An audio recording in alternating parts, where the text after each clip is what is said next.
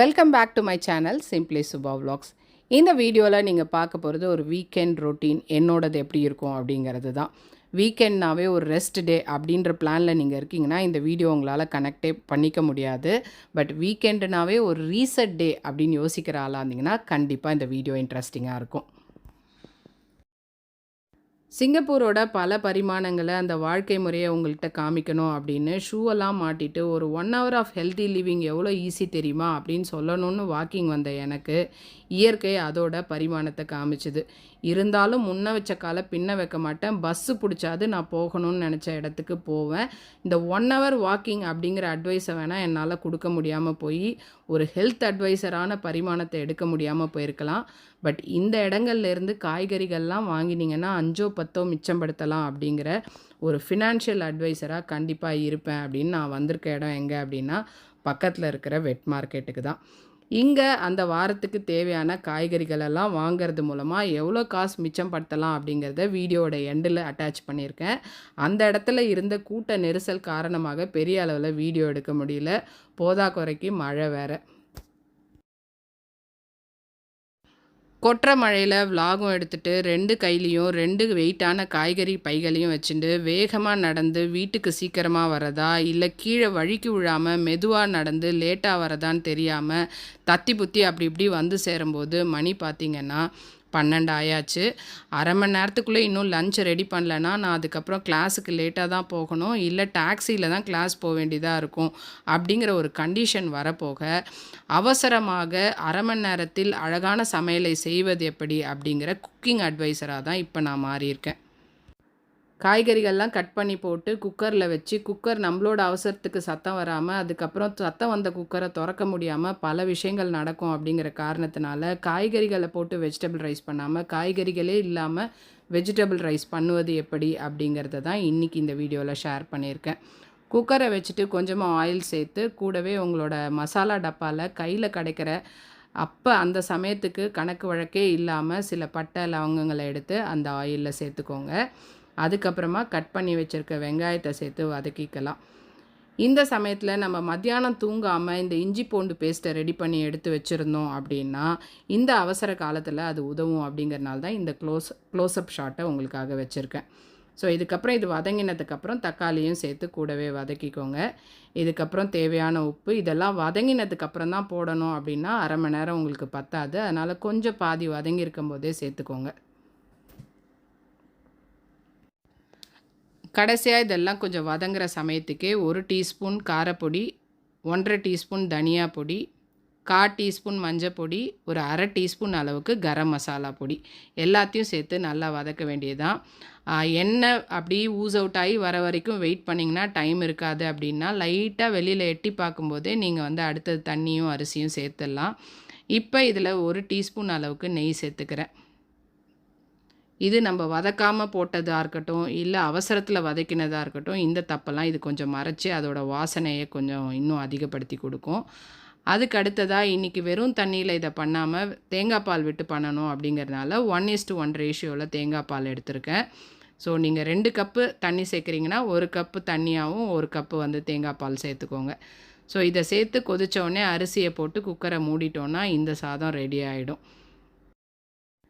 சில சமயம் இந்த மாதிரி பரபரப்பாக செய்கிற வேலையை யாராவது பார்த்து சபா சூப்பர் கலக்கிட்ட அப்படின்னு சொல்லணும்னு நம்ம எதிர்பார்த்துட்ருப்போம். பட் அப்படி யாரும் சொல்லலை அப்படின்னா அதுக்காக வருத்தப்பட்டுட்டு மூளையில் ஒடுங்காமல் நம்மளே சத்தமாக எல்லாருக்கும் கேட்குற மாதிரி சூப்பர் கலக்கிட்ட அப்படின்னு சொல்லிக்க வேண்டியது தான். அன்றைக்கி வந்த உடனே ஒரு குட்டி குக்கரில் உருளைக்கிழங்கையும் வேக போட்டிருந்தேன். அதை திறக்கிற சமயமும் இந்த அரிசி குக்கரை மூடுற சமயம் ஒரே டைமிங்காக இருந்ததுனால பெரிய குக்கர்லேருந்து என்னோடய வேலை அப்படியே ட்ரான்ஸ்ஃபர் ஆகி சின்ன குக்கருக்கு வந்தது.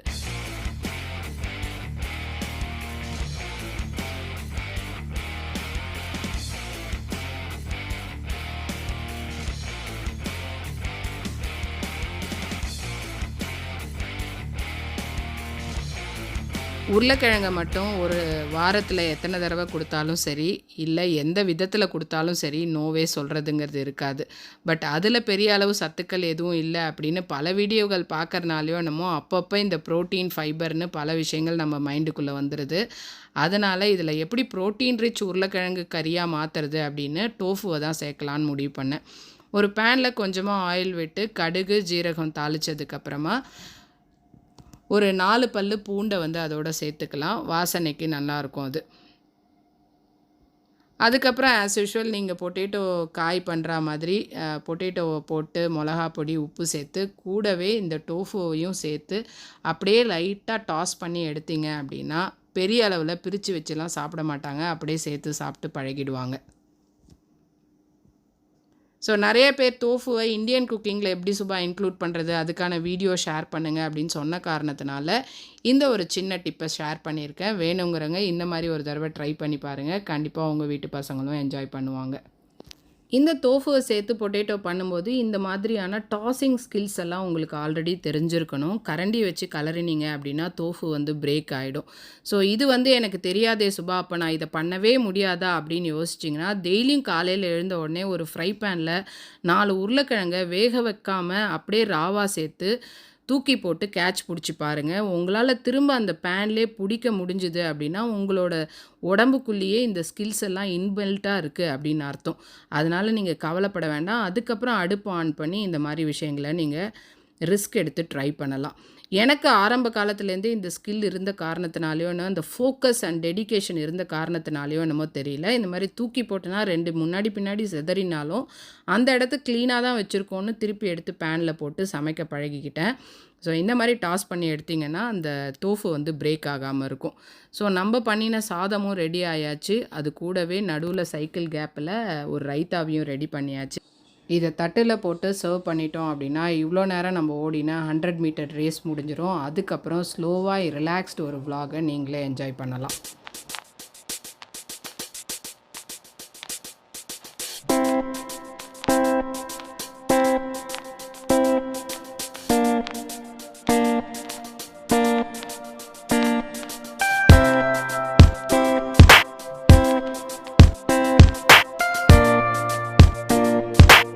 ஸோ இன்றைக்கி வந்து வெட் மார்க்கெட்லேருந்து வாங்கிட்டு வந்த காய்கறி இதெல்லாம்.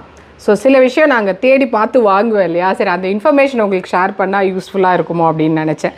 தேடி பார்த்தலாம் இல்லை, அப்படியே போனீங்கன்னாவே முதல்ல அங்கே போன உடனே கண்ணில் தெரியும்.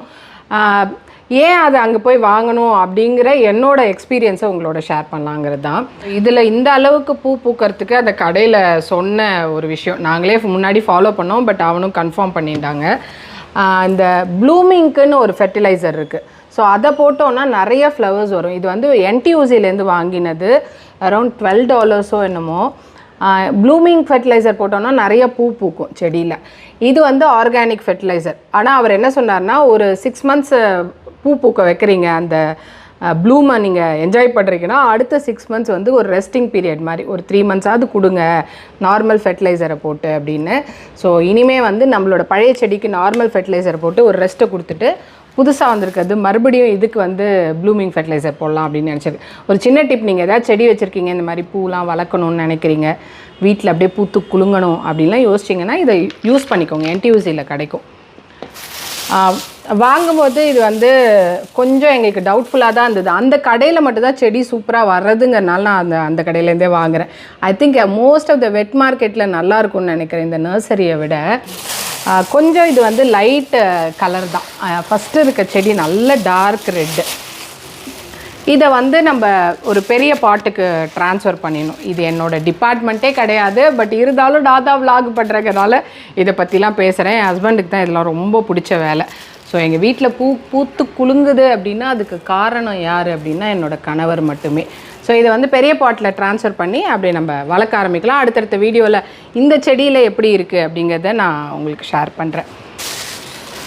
அடுத்ததாக ப்ரைஸிங்கில் தான் பெரிய டிஃப்ரென்ஸ் இருக்கும் வெட் மார்க்கெட். நீங்கள் இது வரைக்குமே போனதில்லை, இதெல்லாம் ஆல்ரெடி சிங்கப்பூரில் இருக்கிறவங்களுக்கு தெரிஞ்ச விஷயந்தான். இப்போ புதுசாக வரீங்க, பயங்கர எக்ஸ்பென்சிவாக இருக்கேப்பா சிங்கப்பூர், ரொம்ப ஃபேமிலியாக மேனேஜ் பண்ணவே கஷ்டமாக இருக்குது அப்படின்னு நிறைய பேர் கமெண்ட்டு டிஎம்லாம் பண்ணுறீங்க. ஸோ கண்டிப்பாக காசுக்கேற்ற தோசை எல்லா இடத்துலையும் இருக்கும். அதே சமயம் நம்ம வரவு என்னன்றதை பார்த்து தான் செலவையும் பண்ணிக்கணும். இங்கே வெட் மார்க்கெட்டில் வாங்குறீங்க அப்படின்னா நீங்கள் லிட்ரலி ஒரு வாரத்துலேயுமே ஒரு $20 சேவ் பண்ணலாம். ஸோ ஆனால் அந்த வெட் மார்க்கெட் எப்படின்னா அப்படிலாம் இருக்கும். ஸோ ஸோ நீங்கள் அதுக்குள்ளே போய் அதில் விளாக் வேறு நாங்கள் எடுப்போம்னா பார்த்துக்கோங்க. ஒருத்தர் விளாக் எடுக்கல ஆக்குப்பை ஆகிடுவார், ஒருத்தர் தான் ஷாப்பிங் பண்ணும். நீங்கள் தனியாக போய் ஷாப்பிங் பண்ணிட்டு வந்தெல்லாம் வீக் டேஸில் போனீங்கன்னா கூட்டம் இருக்காது. அந்த மார்னிங் ஹவர்ஸில் தான் கிட்டத்தட்ட 6 மணிலேருந்தோ 8 மணிலேருந்தோ, அவ்வளோ சீக்கிரமாலாம் நான் போனதே கிடையாது. பட் ஒரு 12-1 மணிக்கு க்ளோஸ் பண்ணிவிடுவாங்க. இந்த வாட்டர்மெலான், ஸ்ட்ராபெரி இதெல்லாம் பார்த்திங்கன்னா நார்மலாக சூப்பர் மார்க்கெட்டில் $5, $4.50 அப்படி இருக்கும். இங்கே வந்து $2 வாங்கினேன் இது. அப்புறம் ஸ்ட்ராபெரி வந்து ஜஸ்ட் $3 தான். கொஞ்சம் பார்த்து வாங்கணும், நல்லதாக இருக்கா அழுகிலாம் இல்லாமல் இருக்கான்னு அது எல்லாருக்குமே தெரியும். பை திஸ் டைம் காய்கறி வாங்குறீங்கன்னா அதெல்லாம் தெரிஞ்சு தான் வாங்குவீங்க. அப்புறம் வாங்கினது என்னென்னா இந்த செரி டொமேட்டோ, இதெல்லாம் வந்து 50 cents. ஸோ நீங்கள் கம்பேர் பண்ணி பாருங்கள், நீங்கள் சூப்பர் மார்க்கெட்டில் வாங்குறதுக்கும் இதுக்கும் ப்ரைஸ் டிஃப்ரென்ஸ் எவ்வளோன்னு. வெண்டைக்காய் வந்து நான் எப்போதுமே இந்தியன் ஸ்டோரில் தான் வாங்கின்னு இருந்தேன். பட் இப்போ வந்து எனக்கு இது ரொம்ப முத்தலாக இருக்குமோ அப்படின்னு நினச்சி வாங்காமல் விட்டுருக்கேன். ஆனால் ஒரு தடவை பரவாயில்ல இன்றைக்கி பண்ணியே ஆகணும் அப்படின்னு சொல்லிட்டு வாங்கினது தான். பார்த்தா அவ்வளோ எலசாக இருக்குது, பார்க்குறதுக்கு வந்து பயங்கர பெருசாக தெரியும். உங்களுக்கு தெரியறதா என்னன்னு தெரியல எனக்கு. இது பார்க்குறதுக்கு அப்படியே முத்தி போன வெண்டைக்காய் அப்படிங்கிற மாதிரி ஃபீல் ஆகும். ஆனால் வந்து உள்ளே வந்து அவ்வளோ எலசாக இருக்குது. ஒன்று $1 அப்படின்னு வைக்கும்போது $2. இது வந்து இந்த வெண்டைக்காய் வாங்குகிற அன்றைக்கி நல்ல எலசாக இருக்குது, நெக்ஸ்ட் டே சமைச்சாலும் எலசாக இருக்குது. பட் அப்படியே ஃப்ரிட்ஜில் வச்சு ஒரு 4 நாள் கழிச்சு பண்ணோன்னா கொஞ்சம் முத்தலாக ஆகிடும். அதே மாதிரி இது எல்லாமே 150 இன்னைக்கு கொஞ்சம் விலை ஜாஸ்தி, இல்லைன்னா $1 தான். ஸோ வெண்டைக்காய்லாம் நம்ம ஊரில் எவ்வளோ ப்ரைஸிங்லாம் எனக்கு தெரியல. 1 கிலோ இது கிட்டத்தட்ட ஒரு 3/4 கிலோ இருக்கும்னு நினைக்கிறேன். இது எல்லாமே இது வந்து இப்போ $3 அப்படின்னா 7 3s are 21, $210 அவ்வளோலாம் இருக்காது கண்டிப்பாக. ஸோ ஒரு $70 இருக்கும்னு. ஸோ காய்கறி விலைலாம் மோஸ்ட்லி இந்தியாவுக்கும் இங்கேயும் கம்பேர் பண்ணிங்கன்னா ஒரு 2 டைம் இல்லை 1 டைம் கூட அவ்வளோதான் இருக்கும். சிலது அதே ப்ரைஸில் கூட இருக்கும்.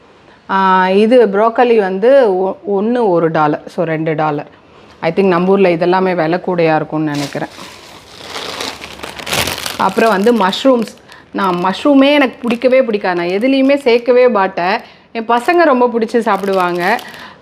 இப்போ வந்து இந்த ஷிதாக்கே மஷ்ரூம், இது வந்து நான் ஃபேர் ப்ரைஸ்லலாம் வாங்கி பார்த்துருக்கேன். எப்போதுமே எனக்கு ஏதோ அந்த டெக்ஸ்டரும் பிடிக்காது, அந்த ஸ்மெல்லும் பிடிக்காது. பட் இதையே நானே போய் பார்த்து உடனே இது வாங்கணும் அதுக்காகவே போகிறது அப்படின்னா இந்த டைப் ஆஃப் மஷ்ரூம் வெட் மார்க்கெட்டில் கிடைக்கிறது. ஸோ இது வந்து ரொம்ப டேஸ்டியாக இருக்குது, பயங்கர ஃப்ரெஷ்ஷாக இருக்குது. அதோட டெக்ஸ்டரும் நல்லா அப்படியே ஃபர்மாக இருக்கும்போது நம்மளுக்கு சாப்பிட்றதுக்கு ஒரு மாதிரி தெரியல. ஸோ அதனால் நல்லது அப்படிங்கிற காரணத்தினால இதை வந்து இப்போ எனக்கும் பிடிச்ச காரணத்தினால அடிக்கடி இன்க்ளூட் பண்ண ஆரம்பிச்சிட்டேன். மஷ்ரூம் வந்து சூப்பராக இருக்கும் அங்கே வாங்குறது. அப்புறம் நான் ரொம்ப எப்போ போனாலும் இவ்வளோ செலவே இருந்திருக்காது எனக்கு கேப்சிகம், ஆனால் விலை குறைவாக தராங்கன்னு சொல்லிட்டு நான் வாங்குறது இந்த ட்ரை கலர். நான் ஒரு வீடியோவில் சொல்லியிருந்தேன் 2 க்ரீன் 2 ரெட்டு கொடுத்துருந்தாங்க. மற்ற மாதிரி சூப்பர் மார்க்கெட்லலாம் அது ட்ரை கலராக கிடைக்கும், அதுதான் ஒரே ஒரு டிஃப்ரென்ஸ். பட் ஸ்டில் ஓகே, இந்த ப்ரைஸுக்கு இது ஓகே அப்படின்னு சொல்லியிருந்தேன். அதனாலேயும் நம்ம இன்றைக்கி எல்லா கலரையும் சேர்த்து போட்டு வச்சுருந்தாங்க. இதுவும் ஜஸ்ட் $2 தான். ஸோ இது ஏன் ப்ரைஸ் எல்லாம் சொல்கிறேன் அப்படின்னா கண்டிப்பாக உங்களுக்கு வீடியோ பார்த்துருந்த போதே தெரிஞ்சிருக்கும். இருந்தாலும் இந்த அளவுக்கு இப்படி பிரித்து இதெல்லாம் தாங்க ஒரு குடும்ப பெண்ணாக நீங்கள் கவனிக்க வேண்டியது அப்படின்னு நான் சொன்னேன்னா உங்களுக்கு எங்கேயாவது ஒரு நாள் பல்ப் ஊதிக்கும். அப்போ சுபா சொன்னீங்கல்ல அப்படி சொல்கிறீங்க. நிறைய பேர் சொல்கிறது, சுபா இவ்வளோ வருஷமாக நாங்கள் இருக்கோம், எங்களுக்கு 35 இயர்ஸாக இருக்கோம், இந்த விஷயம் தெரிஞ்சதில்லை, நீ சொல்லும் போது தான் தெரிய வருதுன்னு. வயசானவங்களாக இருக்கட்டும் இல்லை சின்னவங்களாக இருக்கட்டும் இதை மட்டும் என்கிட்ட அடிக்கடி சொல்கிறாங்க. ஒருவேளை நம்ம இப்படிலாம் சொல்கிறதா அது மாதிரி போய் ரீச் ஆகிறதோ அப்படிங்கிறது தான் என் தாட்டாக இருக்கும். கீரை நீங்கள் மஸ்ட்டு ட்ரை பண்ணணும் வெட் மார்க்கெட்டில் மட்டும். உண்மையாக சொல்கிறேன், அந்த கீரையில் இருக்க அந்த ஃப்ரெஷ்னஸ் நான் எத்தனை தடவை சொல்லி எப்படி உங்களை நம்ப வைப்பேன் அப்படிங்கிற மாதிரி போராட வேண்டியதாக இருக்குது. இந்த கீரையை நீங்கள் டேஸ்ட் பண்ணிட்டீங்கன்னா வேறு எங்கேருந்துமே வாங்க மாட்டீங்க.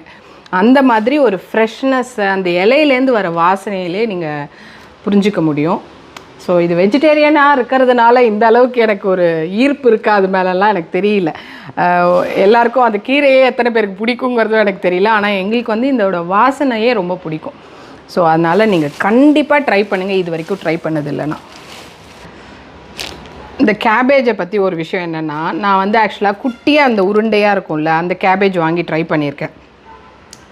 அது ஒரு மாதிரி ரொம்ப வெந்த மாதிரி கொலன்னு ஆகிடும் நீங்கள் காய் பண்ணுறீங்க அப்படின்னா, தேங்காய் போட்ட காய். அதே இந்த கேபேஜ் நான் வந்து இதெல்லாம் வந்து திருவண்ணாமலையில் எங்கள் அந்த மார்க்கெட்டுக்கு போனேன்னா இந்த கோஸ் தான் பார்ப்பேன். அது ஒரு மாதிரி ஃப்ளாட்டாகவே இருக்கும். நீங்கள் பார்த்துருக்கீங்களான்னு தெரில. இதில் 2 டைப் இருக்குது. இந்த பெய்ஜிங் கேபேஜு அந்த மாதிரி ஏதோ மலேசியாலேருந்து வர்றது 2 இருக்குது. இது எதுலாம் எனக்கு பேர் ஞாபகம் இல்லை. பட் இந்த மாதிரி ஃப்ளாட்டாக இருக்க கேபேஜ் இதை வாங்கி இப்போ ட்ரை பண்ணுறேன் கறிக்கு காய் பண்ணுறதுக்கெல்லாம். இது கொஞ்சம் நல்லா ஃபீல் பண்ணுறேன். நல்லா இருக்குது அப்படின்னு தோன்றது எங்களுக்கு. எங்கள் வீட்லேயும் எல்லாரும் அதை சொன்னதுனால உங்களுக்கும் அந்த இன்ஃபர்மேஷன் சொல்கிறேன். இது வரைக்கும் இந்த உருண்டை முட்டைக்கோஸ் தான் நீங்கள் வாங்கியிருக்கீங்கன்னா இதை வந்து ஒரு தடவை ட்ரை பண்ணி பாருங்கள். அடுத்ததாக சின்ன வெங்காயம். இது எல்லாமே பேக்கெட் $1. ஸோ இது வெயிட் போட்டோன்னா ஒரு 400 கிராம் இருக்கும்னு நினைக்கிறேன். அதை தாண்டி இது வெங்காயம்லாம் வந்து வெட் மார்க்கெட்டில் ஜென்ரலாக அவ்வளோ ஒன்றும் சீப்புன்னெலாம் சொல்ல மாட்டேன். இதுக்கு நீங்கள் இந்தியன் ஸ்டோரில் அந்த 5 kg பேக்கெல்லாம் வாங்கிட்டிங்கன்னா கம்மியாகும். ஸோ இதுதான் என்னோடய ஷாப்பிங், இந்த வாரத்துக்கான ஷாப்பிங். ஃப்ரிட்ஜை ரொப்பறதுக்கான ஷாப்பிங் ஏதோ ஒன்று விட்டாச்சு. Green chilli. ஸோ இந்த இதுலேருந்து உங்களுக்கு எதாவது டிப் இருந்ததுன்னா நீங்கள் எடுத்துக்கோங்க. நெக்ஸ்ட் டைம் யூஸ் பண்ணுங்கள். நீங்கள் வாங்க முடியாது, இங்கே தான் வாங்கணும். ஆனால் வாங்கி உடனே யூஸ் பண்ணிடணும் டக்குன்னு, இல்லைன்னா கொஞ்சம் வீணாக போயிடும். குயிக்காகவே வீணாக போயிடும். ஏன்னு தெரில, இதெல்லாம் இந்த வெட் மார்க்கெட்டில் வாங்குற காலம் வீணாக போகிறதுனாலே எனக்கு என்னமோ அது ரொம்ப பிடிச்சிருது. அப்போ தான் அவசர அவசரம்னு சமைச்சிட்றேன். இன்னொன்று வீணாக போனால் தான் நல்லதுன்னு இன்னொரு லாஜிக் இருக்குது இல்லையா? ஒரு பூச்சி இருந்தால் தான் நல்லது அப்படிங்கிற மாதிரி ரொம்ப அதை போட்டு எதையோ அதுக்கு மேலே கெமிக்கல்லாம் ஸ்ப்ரே பண்ணி அப்படியே ஃப்ரெஷ்ஷாக இருக்க மாதிரி பண்ணாமல் அதோட ஒரிஜினல் ஸ்டேட்லேயே விடுறதுனாலையோ நம்ம குயிக்காக கொஞ்சம் வீணாக போகும். அதனால் எல்லாத்தையும் கடகடன்னு சமைச்சணும். ஸோ இந்த இன்ஃபர்மேஷன் தேவைப்படுறவங்க யூஸ் பண்ணிக்கோங்க.